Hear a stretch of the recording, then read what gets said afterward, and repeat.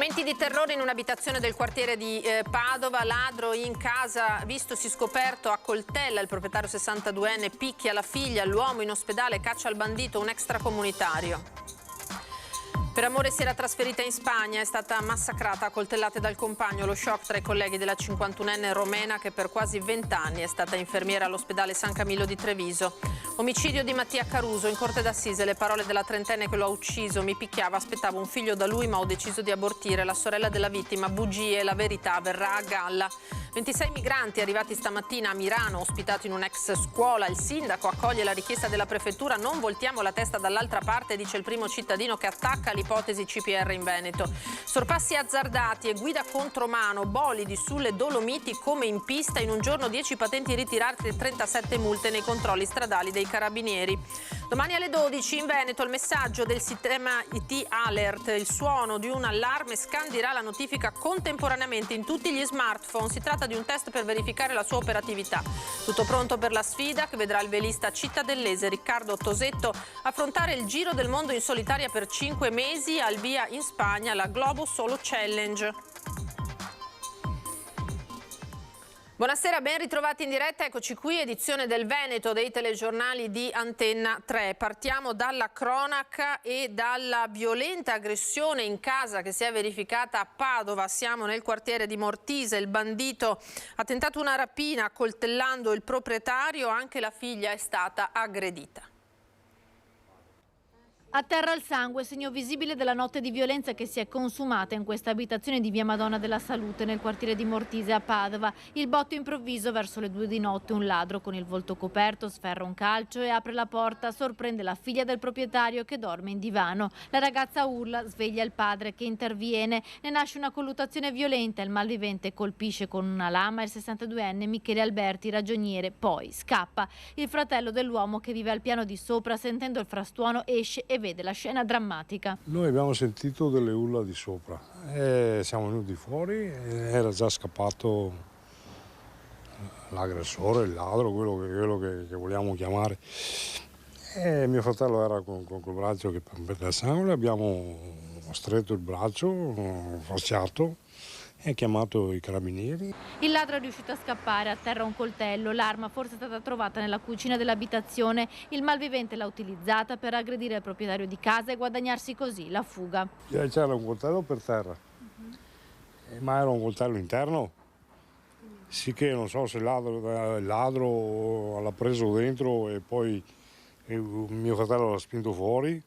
È stato ferito, hanno ferito mia nipote. Il malvivente ha anche ferito al labbro la figlia del 62enne. Mia nipote ha detto che si è sentita, era in divano, si è sentita prendere le spalle e poi ha appoggiato un coltello sulla colla. Lei ha urlato, è venuto su mio fratello e ha fatto la colluttazione, penso. Il ragioniere ancora ricoverato in ospedale per un intervento di sutura alle ferite del braccio. La figlia invece ha un taglio al labbro. Sul fatto indagano i carabinieri del nucleo investigativo. Dai primi riscontri sembra che dalla casa non manchi nulla. E ora veniamo agli sviluppi invece relativi all'omicidio di Vigonza. Continuano le indagini per identificare gli assassini del trentenne tunisino accoltellato a morte sabato sera. Il comune al centro della cronaca anche per gli ultimi furti. Parla il sindaco Gianmaria Boscaro. Continuano senza sosta le indagini dei carabinieri per identificare i 2 assassini che sabato notte hanno ucciso a coltellate Ben Amer Marouen, il trentenne tunisino trovato agonizzante in via Aldomoro e poi morto in ospedale. I 2 sono stati ripresi dalle telecamere e l'uomo che ha sferrato la coltellata mortale potrebbe presto avere un volto, potrebbe essere un marocchino che è ancora in fuga con il suo complice. All'origine del delitto pare ci sia un debito non onorato da parte del tunisino ucciso, forse per motivi legati alla droga. I carabinieri sono al lavoro, si cerca l'arma del delitto. All'appello mancano anche i soldi e il cellulare della vittima. Accanto al suo corpo è stato ritrovato solo uno zainetto con degli indumenti. Il sindaco di Vigonza, Gianmaria Boscaro, parla del dispositivo di controlli messi in campo per la sicurezza del comune. Abbiamo veramente intensificato tutta la rete di controllo del territorio, da una parte con l'aumento dei pattugliamenti, anche con le attività di prevenzione crimine della questura e con il potenziamento della caserma dei carabinieri di Vigonza, e dall'altra con l'investimento importante di più di 100.000 euro da parte del Comune per rinnovare e ampliare il sistema di videosorveglianza.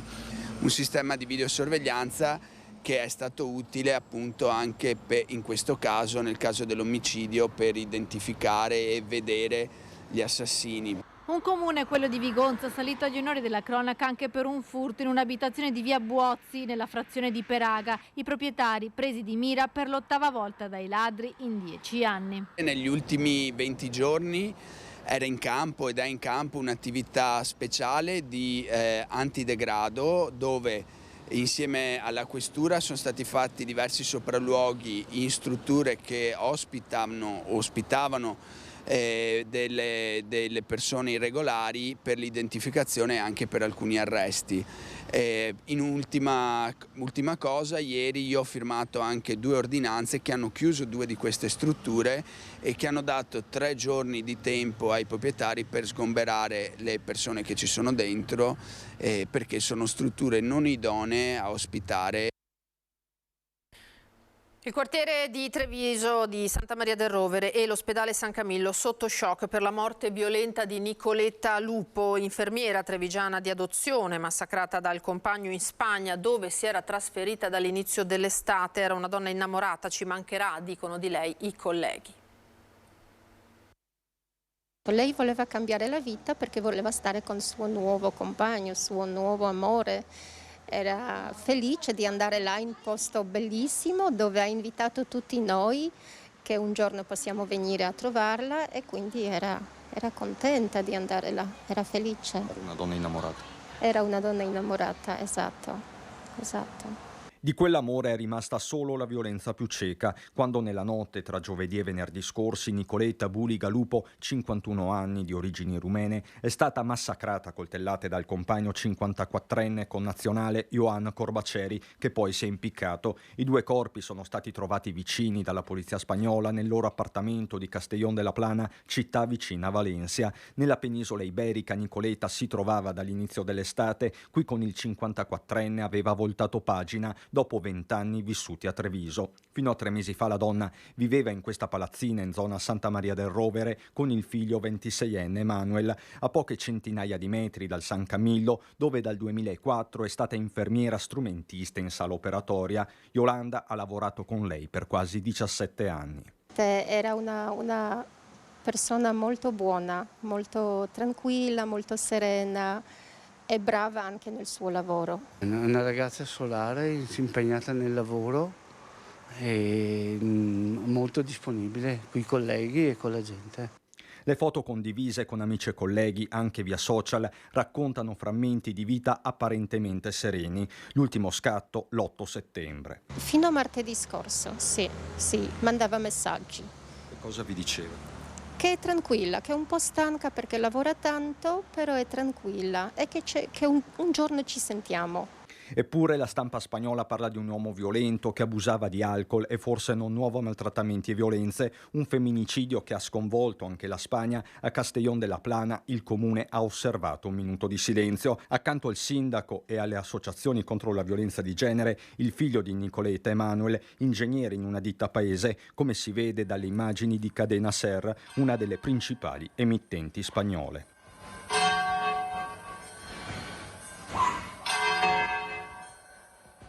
Lo stesso silenzio che è calato sul San Camillo. Siamo tutti distrutti, c'è solo silenzio in tutto l'ospedale, c'è tristezza.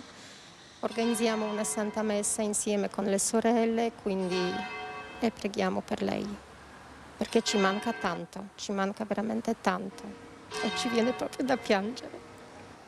Scusate, ma non posso.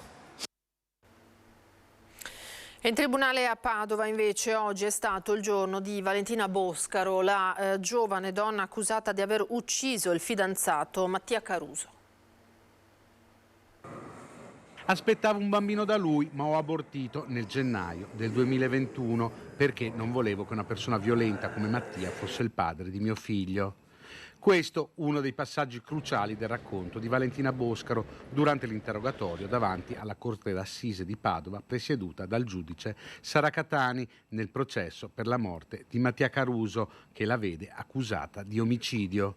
Un rapporto difficile, quello che descrive la Boscaro, che più volte ha sottolineato come non fossero fidanzati i due, ma solo che si frequentassero.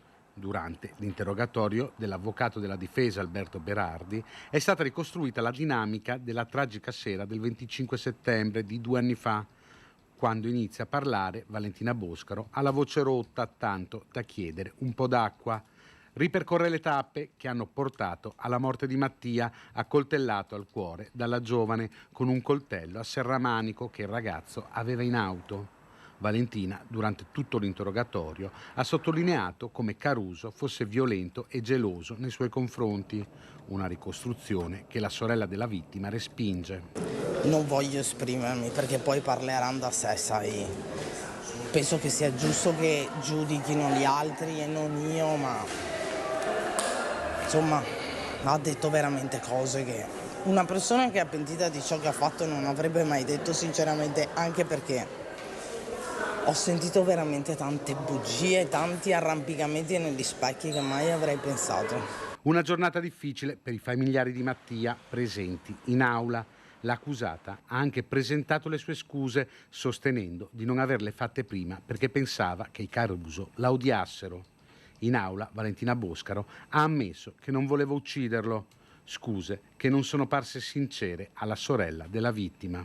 Diciamo che delle scuse forzate non sono delle scuse sincere, non c'è nulla da accettare, cioè qua l'unica cosa da accettare è lei che dovrebbe accettare ciò che ha fatto fino in fondo e non cercare ancora di arrampicarsi negli specchi. Più e più volte la ragazza durante il lungo interrogatorio ha ribadito come il rapporto con Caruso fosse carico di alcol, droga e violenza, riportando episodi in cui lui l'avrebbe aggredita. Voltiamo pagina, parliamo ora dei 26 migranti arrivati questa mattina a Mirano e ospitati in un'ex scuola. Il sindaco accoglie la richiesta della prefettura. Non voltiamo la testa dall'altra parte, dice il primo cittadino che attacca l'ipotesi CPR in Veneto. 26 migranti arrivati qui a Mirano ed accolti nella ex scuola Caorliega. Molti di loro arrivano dall'Africa, Burkina Faso, Egitto. Tra loro anche 4 tunisini, con la maggioranza proveniente dall'Africa subsahariana, tutti arrivati direttamente da Lampedusa. A gestire l'accoglienza la cooperativa del Padovano Un Mondo di Gioia, su incarico della Prefettura di Venezia. E da qui che una ventina di giorni fa il primo cittadino aveva deciso di rispondere affermativamente alla richiesta di Michele Di Bari. Io dico, noi sindaci dobbiamo dare una mano, dobbiamo collaborare, girarci dall'altra testa non è una buona scelta. Ora resta da capire se questi migranti, tutti ragazzi sui 20 anni, sono in possesso dei previsti requisiti per poter restare in Italia, considerato che in caso di eventuale espulsione la permanenza nel centro per il rimpatrio, cioè il cosiddetto CPR, può essere prorogata fino a 18 mesi se, nonostante sia stato compiuto ogni ragionevole sforzo, l'operazione di allontanamento sia durata più a lungo a causa della mancata cooperazione da parte dello straniero o dei ritardi nell'ottenimento della necessaria documentazione dai paesi terzi. E quanto prevede il testo del decreto Sud pubblicato in Gazzetta Ufficiale, che contiene 2 articoli con le novità introdotte sui centri di permanenza per il rimpatrio. Per il sindaco Baggio la questione CPR resta ancora nebulosa. Adesso ancora non è chiaro, io tendenzialmente sono contrario alle grandi strutture. Penso che il numero di comuni che ci sono in Italia consentano tranquillamente un'accoglienza diffusa. Certamente l'esperienza di Lampedusa dimostra che quando gli arrivi sono tanti nella fase di prima accoglienza bisogna avere una struttura che abbia capacità rispetto alle quantità che arrivano. Quello che è importante però è che poi queste persone trovino un'accoglienza strutturata e progettata. E restiamo a Mirano con le reazioni dell'opposizione in Consiglio Comunale, l'opinione della gente sui CPR e la toccante storia di Baharasa, uno dei migranti giunto qui in Italia dal Burkina Faso. A 19 anni viene dal Burkina Faso. Questa è la storia del viaggio della speranza di Barasa, richiedente asilo da poche ore, uno dei 26 nuovi ospiti del comune di Mirano. È arrivato a Lampedusa varcando la rotta del Mediterraneo, lungo la Libia e da qui via Tunisi. Ecco quanto ha speso. Quasi 5.000 euro il costo riscosso dagli scafisti, dice. Dove li hai trovati tutti questi soldi? Chiediamo. Mi hanno aiutato, mio padre ha venduto la moto e poi io stesso con dei lavoretti, risponde. A Mirano, sulla questione accoglienza e migranti, l'opposizione in Consiglio Comunale con Fratelli d'Italia cavalca la rotta della sicurezza con la richiesta di un tavolo urgente. Ribadiamo l'importanza dell'istituzione di un tavolo osservatorio che affronti il tema e segua il tema da vicino per evitare che questo possa sfociare in qualche problema di carattere sociale o di sicurezza. La gente, come sempre, si divide. E se non rispondono ai requisiti previsti dal governo verranno rimpatriati, dovrebbero essere... Spero proprio di no, poi ti mandi incontro a morte da nuovo, insomma. Se sono irregolari devono tornare a casa, tutto lì. Penso che in momenti di emergenza bisogna darsi da fare, penso che sicuramente tutti sono figli di Dio, quale Dio ognuno ha il suo Dio, però è pur vero che sono nostri fratelli. Torniamo a Barasa. A fine intervista gli chiediamo che cosa spera di trovare qui in Italia. Ci risponde così. Sono venuto qui per lavorare e per aiutare mia mamma, mio padre e le mie 4 sorelle, perché amo la mia famiglia, dice. Ora ci fermiamo per qualche istante di pubblicità, tra poco.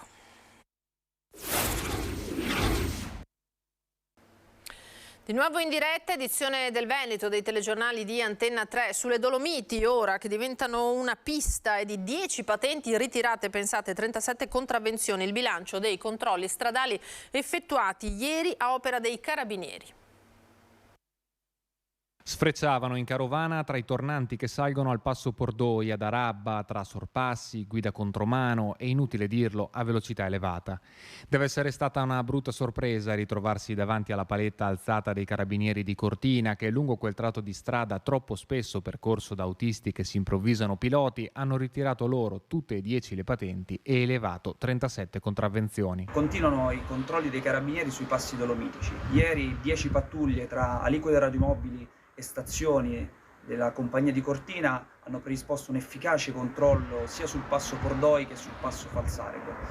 Sono stati intercettati numerosi automobilisti che con auto sportive percorrevano i passi mettendo in campo una vasta lista di infrazioni. Nei giorni scorsi erano state altre 6 le patenti ritirate durante l'attività di contrasto a un fenomeno che sulle Dolomiti è diventato una vera e propria piaga per i residenti e la fauna. Sovente infatti le strade tortuose dei passi montani si trasformano in veri e propri circuiti dove sfrecciano automobilisti e motociclisti alla guida di mezzi sportivi senza rispetto per il codice della strada e dell'ambiente silvano che li circonda. Nei mesi scorsi è stato levato all'unisono un grido di protesta da parte dei sindaci dei comuni delle Terre Alte e che per ora ha trovato risposta nelle intense attività di controllo a opera dei militari dell'Arma. Forse qualcuno ha pensato che fatto un controllo poi i carabinieri distolgono lo sguardo. Non è così. Continueremo a monitorare i passi con grande attenzione per garantire le migliori condizioni di sicurezza ai nostri concittadini e a tutti quelli che vogliono godere delle nostre montagne, commenta il comandante provinciale Enrico Pigozzo. Domani alle 12 tutti i cittadini che si troveranno in Veneto riceveranno un messaggio di test del nuovo sistema di allertamento pubblico IT Alert che in caso di eventi calamitosi ed emergenze di vario tipo, incluse quelle sanitarie, avvertirà la popolazione. Tutti i dispositivi agganciati a celle di telefonia mobile in Veneto suoneranno contemporaneamente emettendo un suono distintivo diverso da quello delle notifiche a cui siamo abituati e quindi domani questo test lo ricordatevelo, non allarmatevi naturalmente, ma tutti insieme lo riceveremo. Ospite ogni venerdì nella nostra prima edizione per parlare di ambiente l'ex senatore Andrea Ferrazzi, oggi presidente dell'associazione Persone Ecologia Reti, ha presentato in Consiglio regionale il suo libro In politica per l'ambiente. La transizione ecologica, spiega, non è solo una necessità per evitare catastrofi naturali, ma anche un'opportunità economica per le nostre imprese. Ora più che mai la politica per l'ambiente è una scelta necessaria e le ragioni le spiega ancora una volta l'ex senatore veneziano Andrea Ferrazzi, tra gli autori nella scorsa legislatura della modifica dell'articolo 9 della Costituzione per tutelare ambiente, biodiversità ed ecosistemi, ed autore anche di un volume che è stato presentato al Consiglio regionale del Veneto. È evidente che il cambiamento climatico impone anche un modello nuovo dal punto di vista dello sviluppo economico, ma la transizione ecologica è anche una grande opportunità dal punto di vista dell'economia. Alcuni si lamentano del fatto che la transizione ecologica costa troppo, ma la domanda vera è: quanto costa non far nulla? Le catastrofi in corso stanno dimostrando che costa una misura assolutamente non accettabile. Se anche dalla singola esperienza o percezione personale ci si può accorgere che qualcosa stia cambiando nel clima, e solo con i dati provenienti da studi compiuti in tutto il mondo, si tratti di Stati Uniti, Russia o Cina, che si può ottenere un quadro completo della situazione. Non c'è mai stata nell'atmosfera una quantità di gas climalteranti così elevata nella storia dell'umanità, non nella storia della Terra. Perché prima che l'uomo apparisse sulla Terra ci sono stati secoli e millenni in cui la CO2, il metano e via dicendo erano più presenti nell'atmosfera, ma mai è accaduto negli ultimi 2 milioni di anni. Ferrazzi era affiancato dai consiglieri regionali Arturo Lorenzoni e Andrea Zanoni. Rispetto ad altri paesi, il percorso verso la transizione ecologica in Veneto è ancora indietro. C'è un'incapacità di agire che è veramente preoccupante. Quello che stiamo cercando di sollecitare è proprio un'azione. Ci sono tante cose che possiamo fare nella gestione del territorio, nell'alimentazione energetica delle nostre case, delle nostre aziende, e su cui tra l'altro oggi c'è una coincidenza tra finalità economica e finalità ambientale. Ed è tutto pronto per la sfida che vedrà il velista cittadellese Riccardo Tosetto affrontare il Giro del Mondo in solitaria per ben 5 mesi. Al via in Spagna la Globo Solo Challenge. Il Giro del Mondo non in 80 giorni, ma in 5 mesi. Non a bordo di una mongolfiera, ma su una barca a vela. E così la penna di Jules Verne passa in mano a Riccardo Tosetto, velista cittadellese che tra pochi giorni partirà dalla Corugna per gareggiare alla Global Solo Challenge, una regata estrema per velisti solitari che prevede appunto il Giro del Mondo senza scalo e senza assistenza attraverso i 3 grandi capi: Capo di Buona Speranza in Sudafrica, Capo Leeuwin in Australia e Capo Horn in Cile. Il Giro del Mondo in solitario è un sogno che ho fin da ragazzo. 2 anni fa, quando è uscito il bando della Global Solo Challenge, ho deciso di iscrivermi a questa regata. È un impegno decisamente importante, bisogna curare ogni tipo di aspetto, sia da quello tecnico dell'imbarcazione ma anche psicologico e fisico. Riccardo Tosetto e la vela, una passione nata da piccolo e cresciuta insieme a lui fino a dargli la forza di accettare questa sfida, il progetto più importante della sua vita. La voglia di partire è tantissima, sicuramente c'è della tensione, soprattutto bisogna essere sicuri di aver preparato tutto al meglio. Mi alimenterò principalmente con cibi criodisidratati. E sarà una regata anche per sensibilizzare il mondo sull'importanza di aver cura dell'ambiente, dei mari, un percorso che Riccardo Tosetto porta avanti con Roberto Milani, imprenditore rosatese da sempre impegnato nell'ecosostenibilità. Soprattutto a fine vita la plastica può essere riciclata all'infinito e quindi anche tutta la plastica che c'è nel mare, adesso noi non la vediamo ma sotto il mare vi assicuro che ci sono tantissimi rifiuti e con questa plastica può essere riciclata, come lo dimostrano anche dei contenitori che Riccardo si porterà a bordo, che sono contenitori ricavati da plastica, da reti nello specifico, abbandonati illegali, che noi abbiamo riciclato e trasformato nei contenitori. E allora non resta che augurare a Riccardo e alla sua Ob Portus buon vento, a soffiare forte fin da oggi è la speranza che lui e il suo messaggio ambientalista vadano lontano.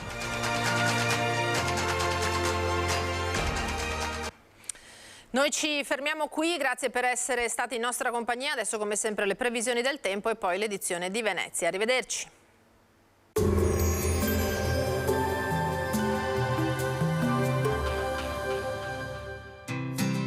L'Unic Star, le uniche pagliette antibatteriche in commercio, prodotte anche per i marchi più importanti, sia nazionali che internazionali. Benvenuti al Meteo, previsioni per giovedì 21 settembre. Sul Veneto, giornata caratterizzata dalla presenza anche consistente di nubi. Dal mattino attesa instabilità sulla pianura con rovesci e temporali che interesseranno soprattutto i settori orientali. Possibili schiarite a partire dal pomeriggio. Temperature minime tra i 18 e i 21 gradi, massime dai 20 ai 25 gradi. Sul Friuli Venezia Giulia giornata instabile con probabilità di piogge e temporali sparsi durante tutto l'arco della giornata. Le precipitazioni potranno essere localmente abbondanti e intense. Temperature minime intorno ai 20 gradi, massime comprese tra i 21 e i 24 gradi. Sul Trentino Alto Adige atteso tempo variabile con spazi di sereno alternati ad annuvolamenti che potranno sfociare anche in qualche fenomeno temporalesco. Temperature minime sui 17-18 gradi, massime intorno ai 20-21 gradi. Dal meteo è tutto, arrivederci.